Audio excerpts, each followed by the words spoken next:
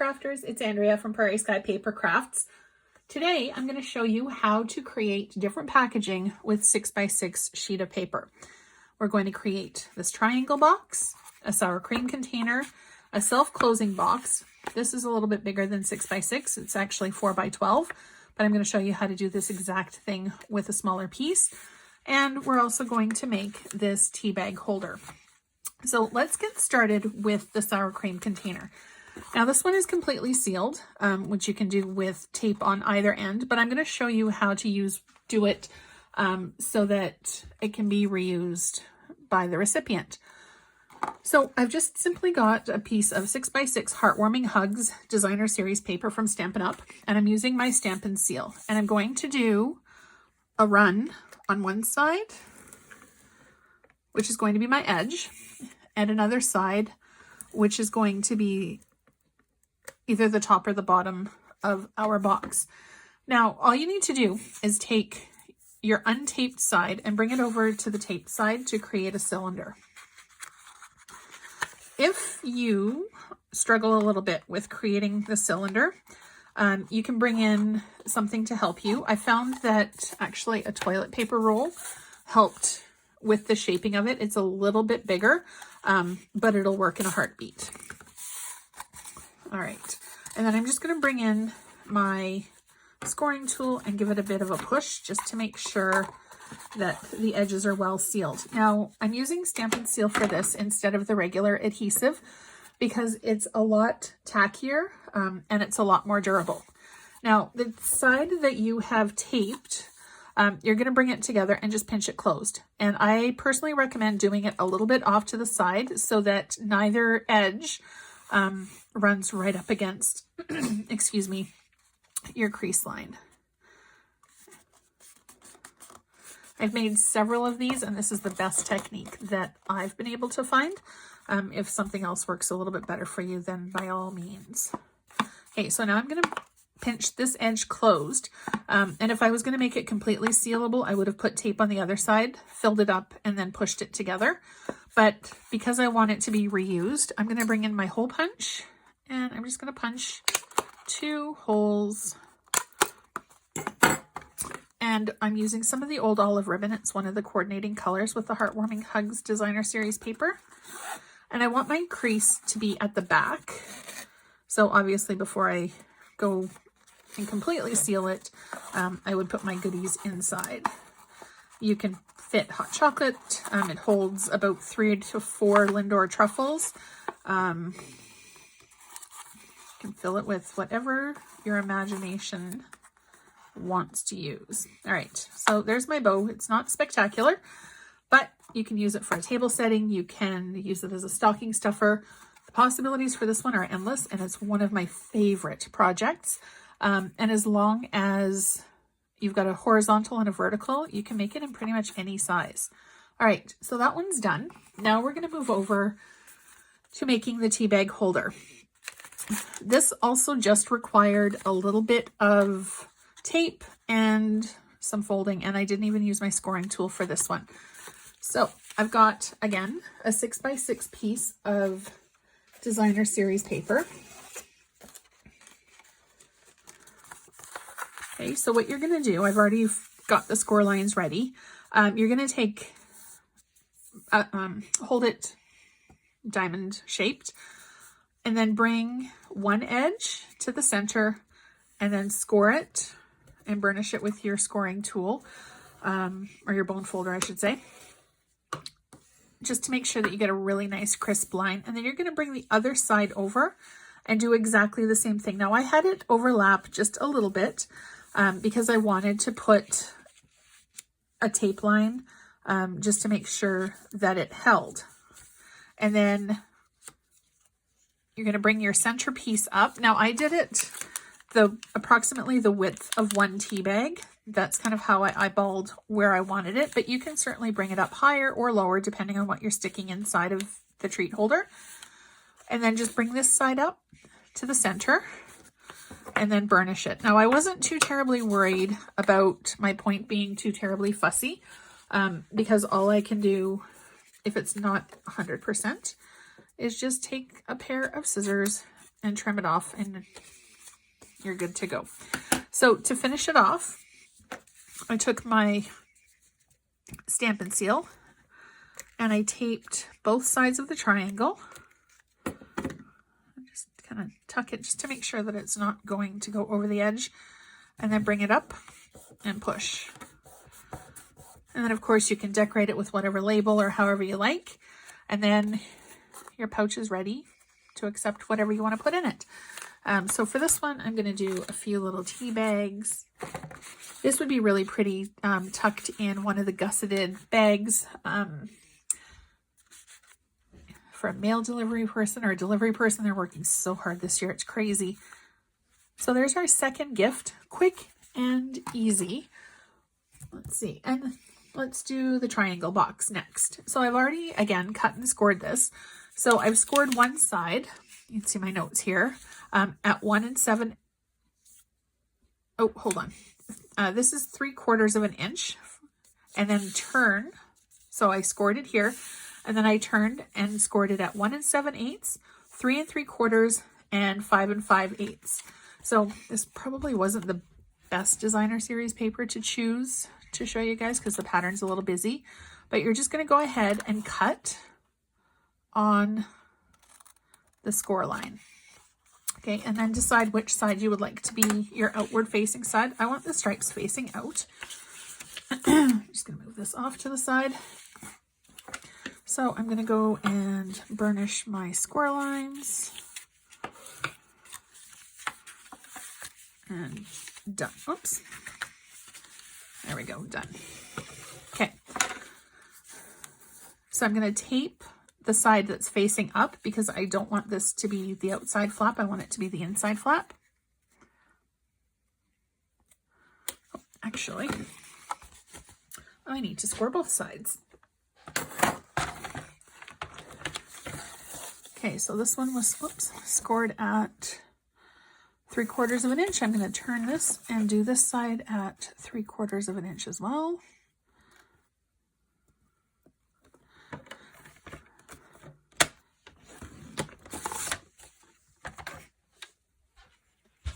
Okay, and then we're going to trim exactly the same spot.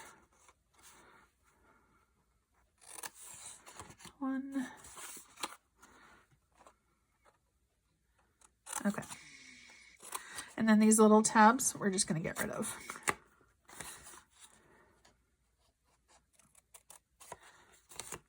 Okay, and then tape here.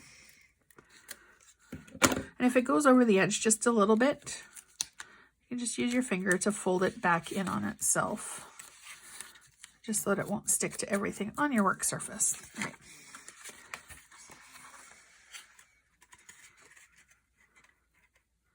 And line it up. There we go, done. And give it a bit of a press just to make sure that it's a good tight seal.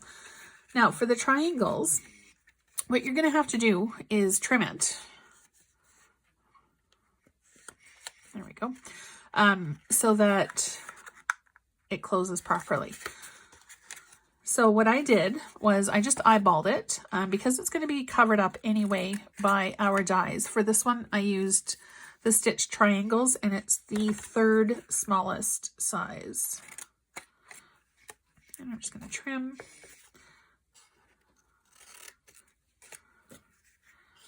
And you're going to do both sides of the triangle. And again, you don't have to be too terribly fussy about it because it is going to be hidden. And also, if it's not perfect, you can always go back and trim it off with your scissors when you're done. This one will hold 4 truffles. This would be a really good one for like a name card at a table. Sorry. Okay, so then our triangle is just going to close. So I'm going to pick one side to run a bit of a tape. And then of course, before you seal it, on the other side, you're going to want to fill it with whatever goodies that you would like. I'm not going to seal this one off just yet because I haven't quite decided what I'm going to put into it. But you're going to take one of your triangles, and with these there is a right side and a wrong side, so you can see that it's kind of pushed, the stitches are pushed down on this side and they kind of pop up on this side. So you want to have it where you can see the stitches pointing down. I'm just going to run the tape.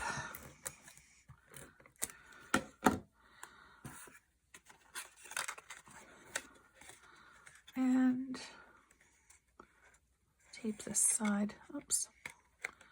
And before you put, as I said, a lot of pressure on this, you want to make sure that it's lined up, because once the Stampin' Seal Plus is pressed down, it's not going anywhere.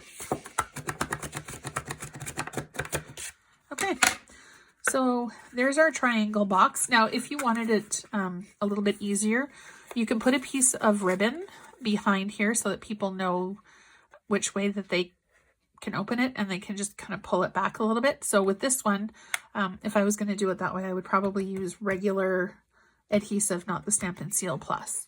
Okay, now our last thing is probably my favorite box to make. I just love it because it's so unique and you really need nothing for it to stay closed. This, as I said, is made with a 12 by 12, and I got this pattern off of poodles.co.uk or poodlesuk.co. She's a UK Stampin' Up demonstrator who does a lot of 3D projects, and I absolutely am in awe of what she creates. So I'm just going to push a little bit of room here. And I've done this on a piece of white as well, just so that you can see. So it is a 6 by 6 piece, and you really only need to do 4 score lines and a pair of scissors and some adhesive, and you're done. So for this one, I scored it at 2 3/4 and 5 1/2. So this is going to be our tape line. And then you score it the full way at 2 3/4 and 5 1/2. And then you're going to flip it and score it at 1 inch.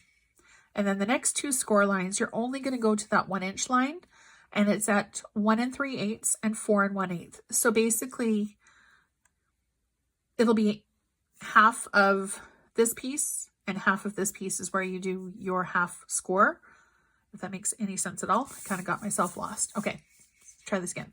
So you're going to score one side at 1 inch, then you're going to turn it, and you're going to do the full score at 2 3/4 and 5 1/2, and then you're going to do a part score just to that 1 inch line at 1 3/8 and 4 1/8. So these are 4 equal sections, and these are 2 equal sections, and this is where you put your tape. All right, so then when you have that done, which I've already done here, again, not the best pattern to show you on because it's hard to see the lines. So my score line is here and here, and then I've already cut it so that you can see where we needed to tape. For this one, I think I'm going to keep the stripe out. So I'm going to turn it stripe side up, and I'm going to run the tape on my tape line. And then we're going to tape 3 of these because this is going to be the bottom of the box. So 1, 2, and I always leave one untaped, and that's my top piece. So I'm going to fold it and attach it. Okay, now the one without tape is right here. So I'm going to pop it open, and I'm going to start with the one across from it. I like to do opposite sides just because I find that it holds it a little bit better. So I'm going to fold that side down, fold this side. I'm going to fold this side. Whoops. The Stampin' Seal Plus is super sticky. Okay, and then there we go. Now I'm going to pop it open and push the edges down. Okay, so now you can see that it will close itself. It doesn't really need anything, but I'm going to put a little bit of ribbon just to make it a little bit more festive. So I'm going to take my hole punch again. You can also use a die to make the top a little bit prettier. And if you're going to do that, to make sure that the die doesn't cut all the way through, what you want to do is put the cutting end on the top piece and have the bottom underneath. So you would have it, let's see, I don't have a die close, but I have a punch, and that will give you basically the same idea. So I'm just going to cut this a little bit smaller so it fits. And yeah, actually you can do this with your punches as well if you want to have it be a little bit decorative and different. Okay, make this a little smaller. This is not exact by any stretch of the imagination. So what you want to do is take your paper and feed it into your punch backwards. So normally you put it in this way. We're going to be going this way. And you can elongate almost any punch shape by doing this. Okay, so there's, you can see my paper is coming in and out. And then, let's see if I wanted to do this.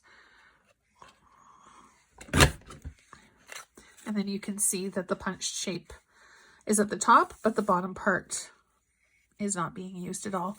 And you can do that, as I said, with your dies, with your punches.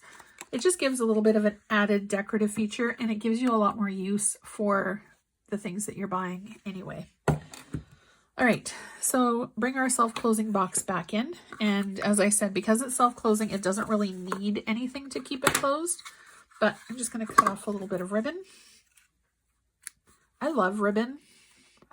I love to buy ribbon. I'm not so great at using the ribbon.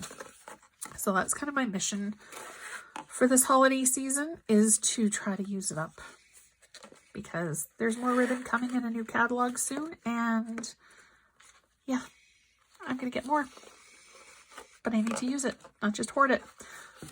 Oh, which reminds me, the new catalog will be starting in January, and I have some coming, so if you would like one, just comment below, or send me an email, prairieskypapercrafts@gmail.com, and I will get one to you. So there is our self-closing box.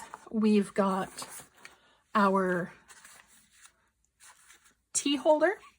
We've got our triangle gift box and our sour cream container.